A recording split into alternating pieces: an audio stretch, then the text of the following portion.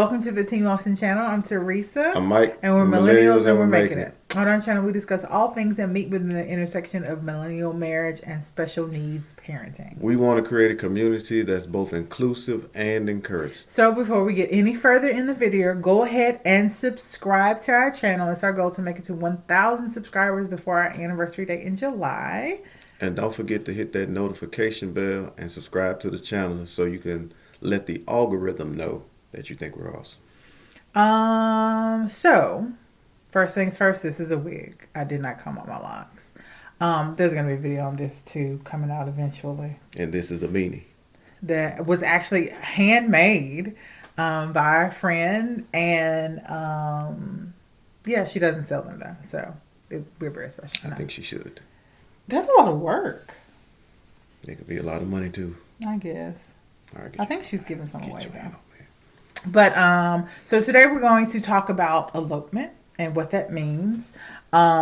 We did a video a little while ago about the scariest things about parenting, and then we talked about that Maci does elope, and that she hadn't done it in a while, and then she changed her mind and decided to start doing it again. So let me ask you this. Because they might have people who don't know what that is. Yeah, what's the definition of elopement? So elopement is the compulsion to run or escape and remove oneself from safe situations to unsafe situations. It's marked by the fact that it is a compulsion. It is not really a behavior. And there are some behavioral things that you can do to kind of override the compulsion, like with OCD and uses cognitive behavioral therapy to help override some of the compulsions. It's sort of the same thing, but in essence, it is not a good behavior, bad behavior, right?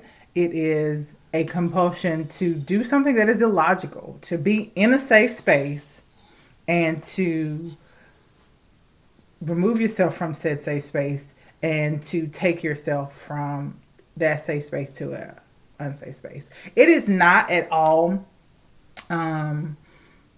limited to children on the spectrum or adults even on the spectrum, but 50% of ASD children and adults do elope. They wander is what it's called. I've had some clients working with personal care services who are not on the spectrum as far as we know. And now that I'm thinking about it, they may very well be on the spectrum. But as far as we know, are not on the spectrum and wander. And so it is a real issue. And these are adults and that we would I get a call, hey, so-and-so is walking down the highway, you know. And so with children with ASD, those under 9 years old that do wander, like I said, it's only 50%, but those that do wander, 42% end up 42% of cases end up with accidental death. And most of those accidental deaths are drowning and car accidents. So children running into streets, children running to bodies of water and drowning. Right. And so that is where we are right now. Maci had not done it for a while. Partially because when we moved, we put safeguards into place. Like we got double door locks, so we lock our house from the outside. We have to unlock our house from a key from the inside and the outside, basically. We got the door buzzers that we can set it to an alarm, or we could set them to alarm or just to like a chirp. We mostly set to an alarm on the doors where she would more than likely run from.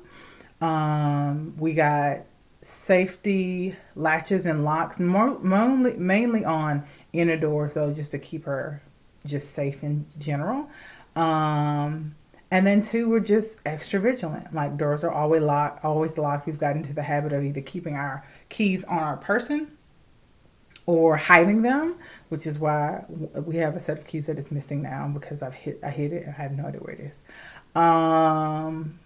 She would also, some of the things she would do is when she did get out is go to try to find a stop sign or go get in the car to try to play in the car. Has she ever started the car? Oh yeah. So she did start the car. So that was a worry too. So She hadn't done it in a while. She got the keys and got out. I was in the garage and she went out the opposite door. It was a whole thing. We met all of our neighbors. Police were called. And since then, since she realized that she has the capability now to get out, she has increased the behavior. So it is a daily occurrence that she is trying to attempt to escape the house. And so we had to up our game. We did chain locks on the door at first. And then a couple of days ago, Michael caught her with my house keys, unlocking the door and grabbing a stool to undo the chain lock. That was yesterday. That was yesterday? That was day before yesterday. It wasn't yesterday. No, because I ordered the Ring alarm system the day she did it. And then the Ring alarm system got here the next day. So that was Saturday. That. Yeah, so... and so our next thing was to order the Ring alarm system. And she's already trying to figure that out. So the Ring alarm system is just like any other alarm system. We got opted for the home monitoring as well. But you put the sensors on the doors, the windows. I actually ordered another sensor because I ended up putting a sensor on her bedroom door. So when she wakes up in the morning, and that has been a thing, she would wake up in the morning, and usually before she started eloping again, she would come and get us, and be like, "Hey, breakfast time," or whatever. Or I would already be awake, honestly, because she's not quiet. But she has started to be stealthy in waking up, and as to not wake us up and make her attempt to escape, which is when Michael caught her the other day, early in the morning, trying to get out of the house. So, yeah. That's just kind of where we are. So we got the Ring. Didn't take, here she comes. We have to keep she's home today and we're all home today. But she got the Ring. We got the Ring. This morning was the first morning she woke up to it, and so, babe, she's fine. Babe, she's fine. Oh no, I'm saying, I thought she was funny. This morning was the first morning you moved. This morning was the first morning that she woke up to the alarm going off. And so the purpose of putting the sensor on her door was to trigger the alarm so it will go off every morning when she wakes up, so that we will know. So that we will know that she is up. The purpose of the Ring alarm system and having a sensor on her door was to intentionally trigger the alarm every morning when she wakes up, so that she can no longer be stealthy and avoid detection in the morning.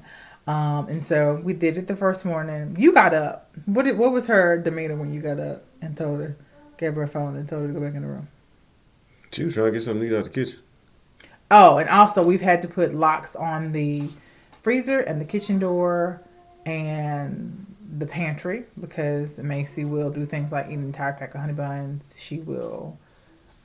eat frozen pizza, as I did a video on. You can go check that out. Yeah, eat frozen pizza or eat raw chicken and bacon.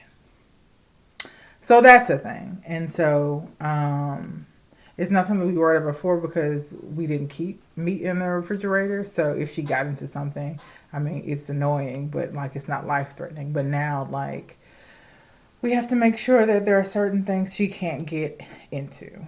And so we have also, what else have we done? You mentioned the chain locks? I did. Yes, that's about it. The newest thing is getting that alone. Mm-hmm. We did something else, though.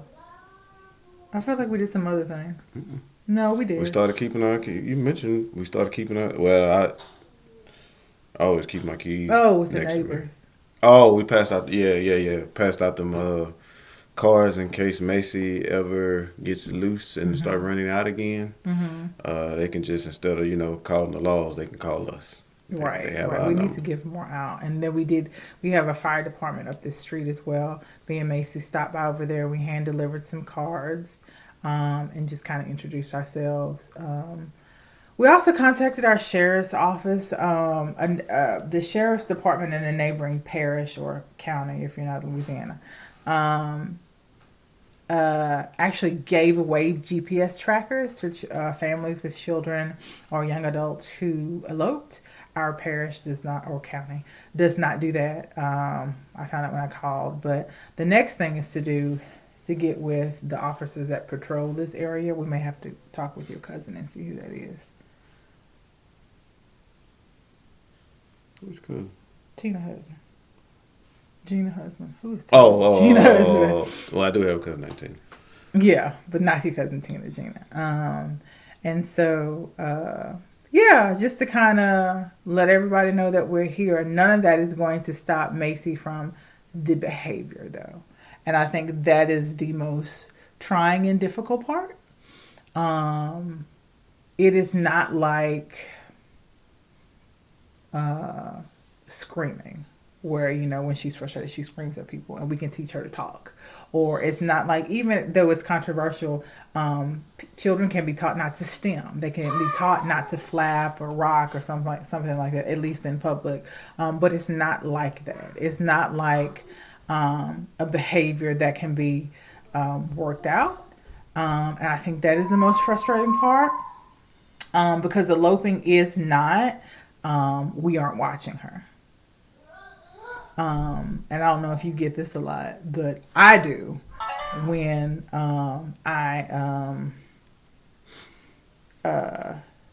whenever I mention, oh, Maci got out again, or this is what's going on, or asking for just soliciting prayer, so I don't start throwing stuff at people.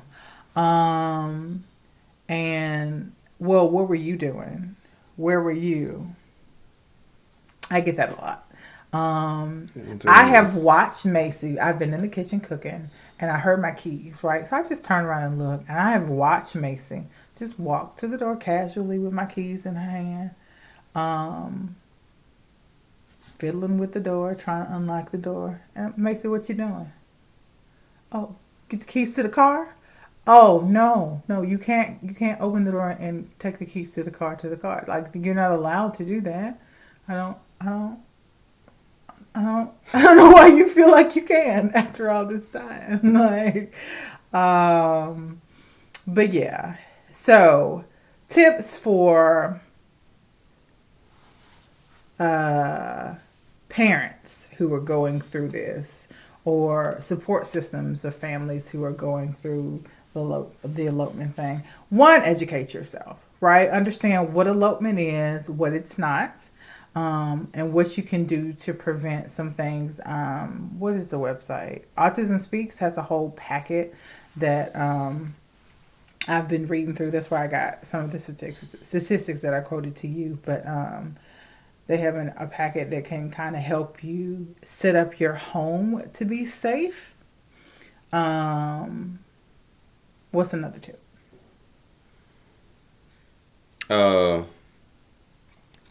I think look up, different security information that you may need to. And I'm not saying put the child in prison. Like, there are certain things we cannot do. We can't put a lock on the outside of her bedroom. That would be so much easier. Yeah. But it's also a fire hazard. Like, we need her to be able to get out if there's a fire, and she has enough sense to be able to do that. But find something that's safe and not illegal. That'll at least, if I ain't gonna say if you're not paying attention, but say if you're doing something that she if you have to go pee.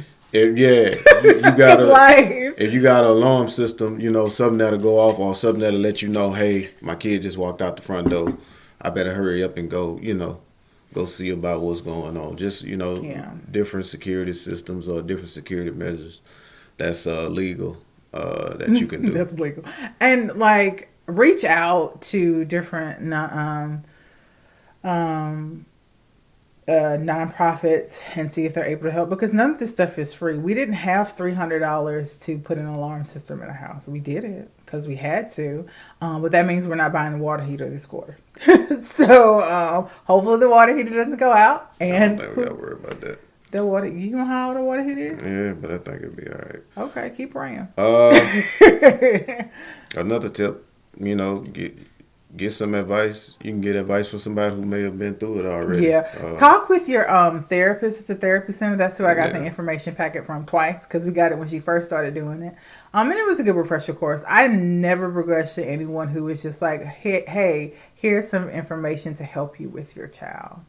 And the next thing we're going to do is get a GPS tracker. We wanted to make sure the house was secure first, because we won't need the GPS tracker if she can't get out of the house. But she's already trying to figure out the alarm system. Like, she was opening and closing her door to see where the noise was coming from.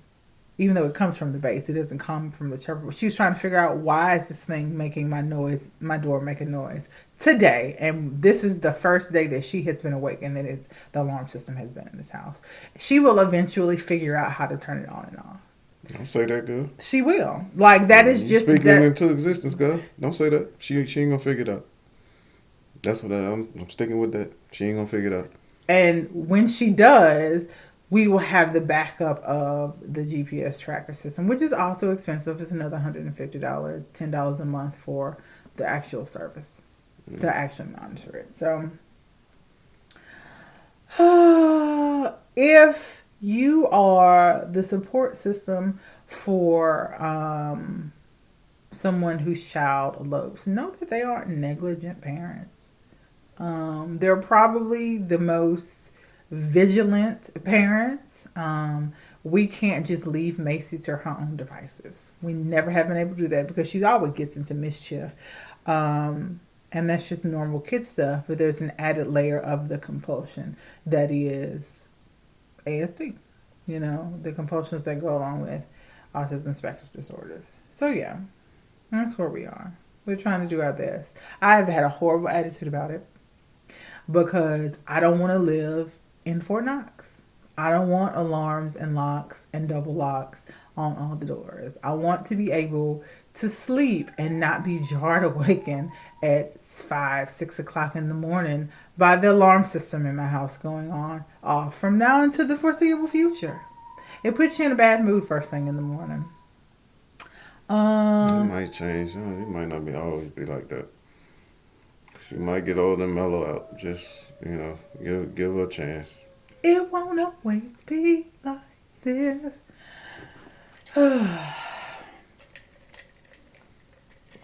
It's going to be like this for the next 6 months, though, probably. So that's enough to make you grumpy.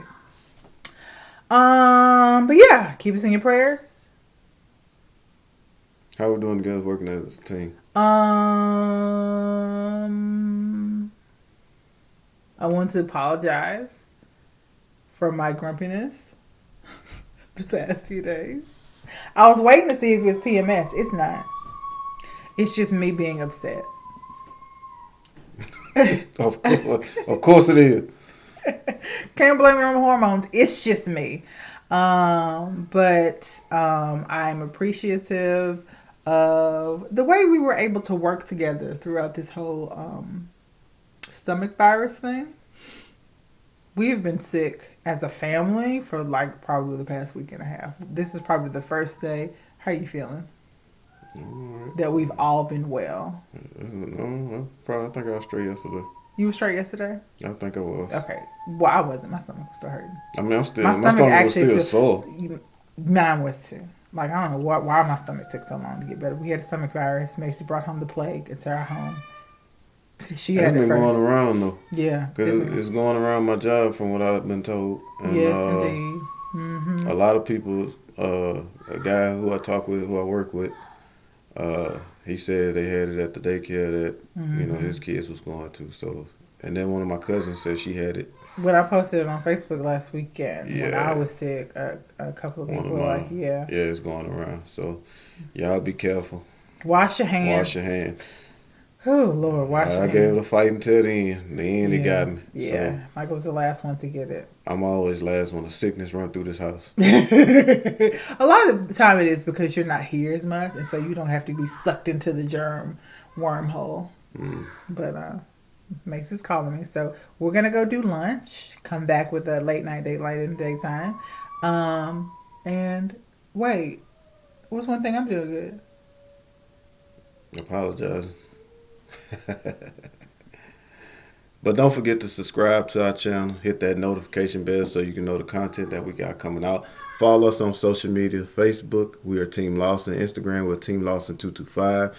any topics or you would like to get in touch with us and talk to us personally, you can go on our email at teamlawson225@gmail.com or call the Google number 504-252-0531. We love y'all. God bless you.